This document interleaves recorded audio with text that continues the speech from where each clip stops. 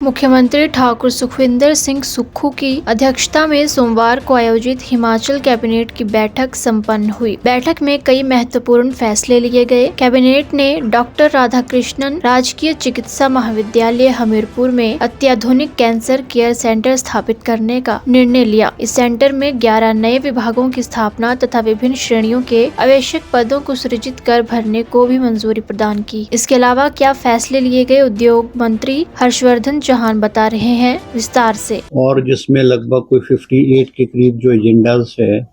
उस पर विस्तृत रूप से चर्चा हुई है और फैसला जो है वो कैबिनेट ने अलग अलग चीज़ों में जो है वो लिया है।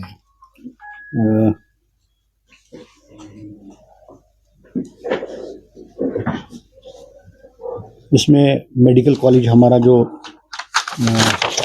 मेडिकल कॉलेजेस हमारे हैं हमीरपुर में, इसमें हमारे जो कैंसर का डिपार्टमेंट खोलने का फैसला लिया है, जिसमें लगभग कोई 250 के करीब पोस्टें जो हैं अलग अलग कैटेगरीज की जो है सैंक्शन की गई है।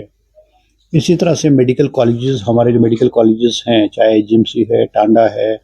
चंबा है, हमीरपुर है और नाहन मेडिकल कॉलेज है, वहाँ पे जो टेक्निकल स्टाफ है उनकी बहुत शॉर्टेज थी। जैसे रेडियोग्राफर है, ओटीएस थे, फार्मासिस्ट थे। इनकी आज कैबिनेट ने 120 पोस्टें जो है वो अलग अलग कैटेगरीज की, जिसमें रेडियोग्राफर है, ओटीए है, ऑपरेशन थिएटर असिस्टेंट है, फार्मासिस्ट है, इनकी 120 पोस्टें जो है सैंक्शन की है। इसी तरह से 2 पोस्टें जो है वो असिस्टेंट प्रोफेसर की जो है आईजीएमसी में, डिपार्टमेंट ऑफ हॉस्पिटल एडमिनिस्ट्रेशन, इसमें भी 2 पोस्टें सैंक्शन जो है कैबिनेट ने की है। आज कैबिनेट ने एक 4 पोस्टें कोचेस की, हमारी जो स्पोर्ट्स हॉस्टल है भराड़ी डिस्ट्रिक्ट हमीरपुर में, इसमें भी 4 पोस्टें जो है सैंक्शन की गई हैं।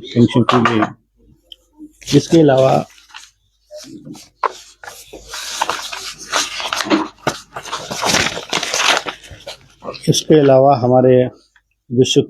हमारी जो है सोशल सिक्योरिटी पेंशन है,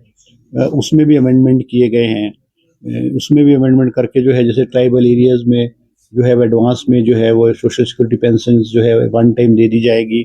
और एरियाज़ में भी 3 महीने के अंदर जो है इनको दे दिया जाएगा। इसी तरह से हमारे जो सीनियर डॉक्टर हैं, सीनियर रेजिडेंट डॉक्टर्स हैं, इनकी पॉलिसी को अमेंड करके इसमें 66% का कोटा जो है, जो जीडीओज हैं हमारे हिमाचल के जो डॉक्टर्स हैं, जीडीओज हैं, एमओज हैं, इनको कमिश्नर एक्साइज एंड टैक्सेशन के लिए जो है आज कैबिनेट ने पब्लिक सर्विस कमीशन से रेगुलर बेसिस पे भरने का फैसला किया है। कैबिनेट ने आज एक जिप नाडी में जिप सा है और 18 मेगावाट धनचोला हाइड्रो पावर है, इनको जो बिडर्स, सक्सेसफुल बिडर्स को after completion of tender process, ये इसका फैसला जो लिया गया है।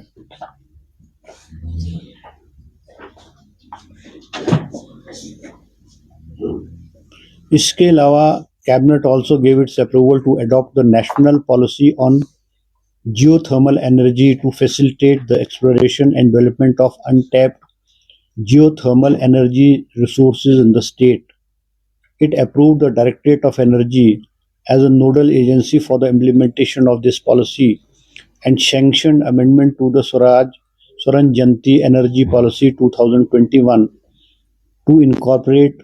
the guidelines related to geothermal energy. जैसे हमारे ये गर्म पानी के सोर्सेज हैं, मणिकरण में है और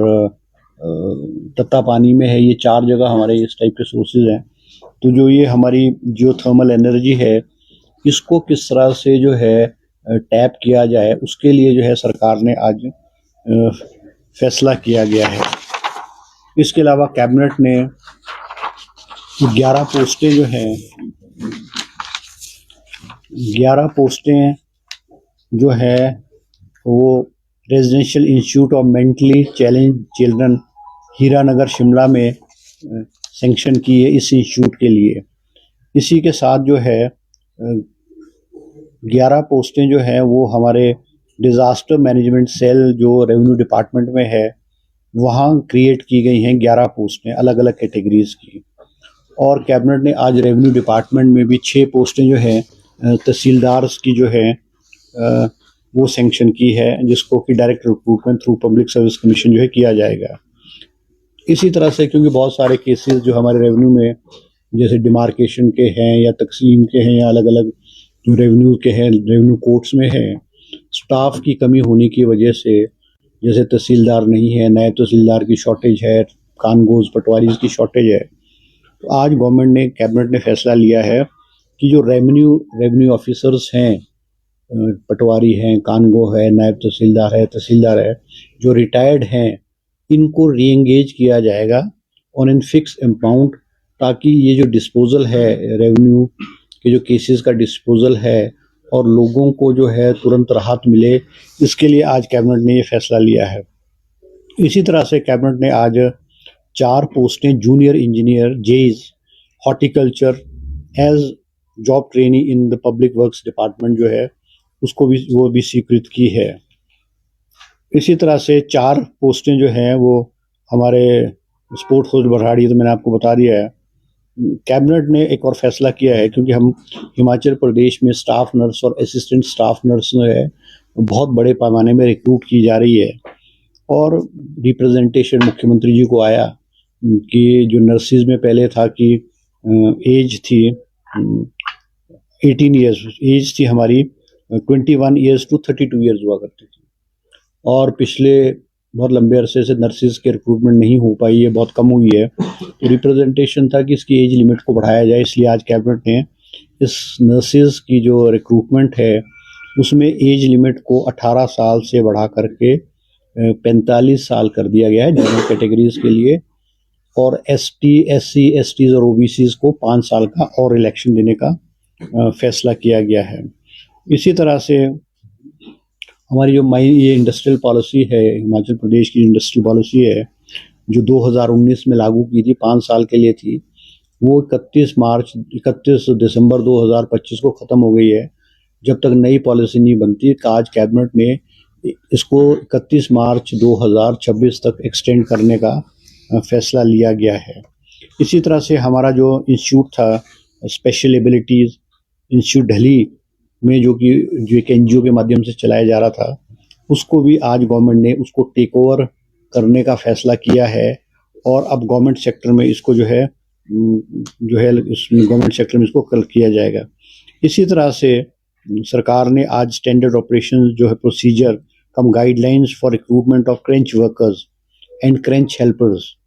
इन द स्टेट, इसमें भी अनुमति प्रदान की है, और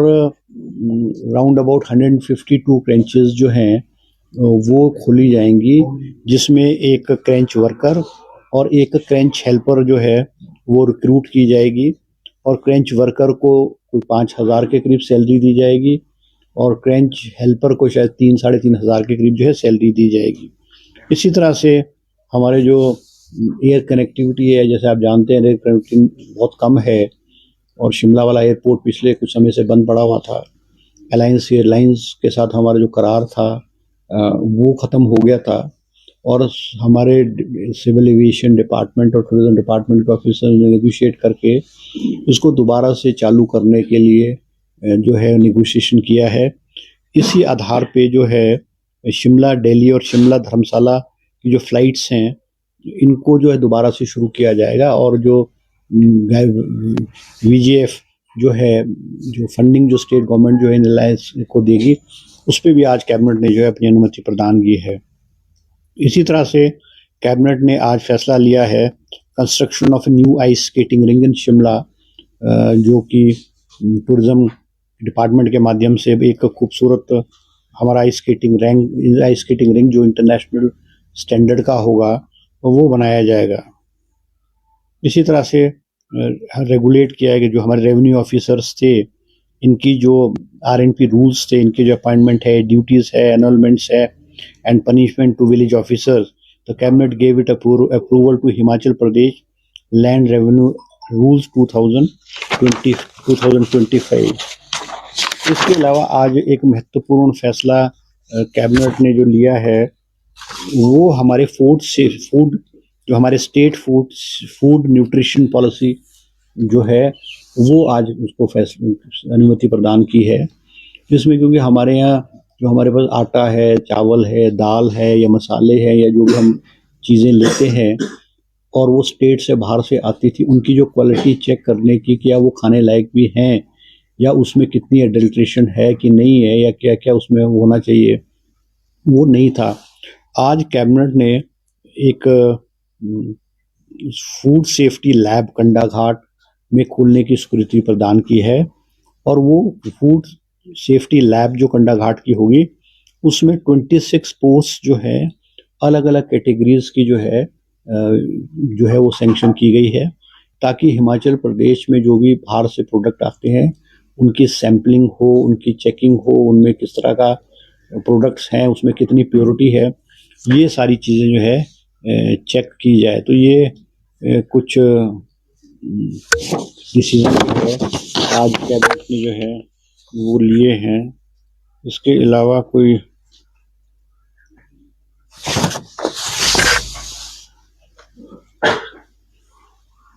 हाँ ये